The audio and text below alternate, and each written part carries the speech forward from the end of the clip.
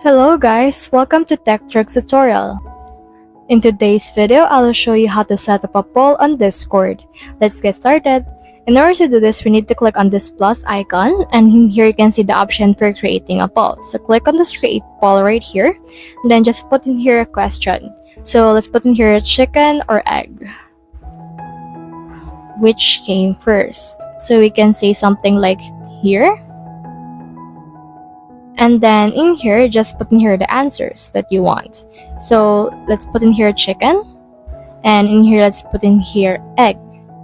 And you can also put in here a duration. It can be up to 1 hour until 1 week. So for this one, I'll head over and choose in here 1 hour. And you can also allow multiple answers, but I will not allow it in this case. So click on this post right here.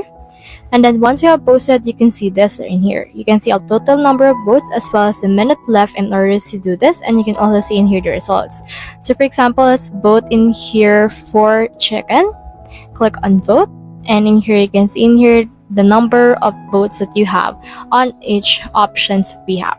So that's the whole process. If you have any questions, comment them down below. I'll try my best to answer. Thanks.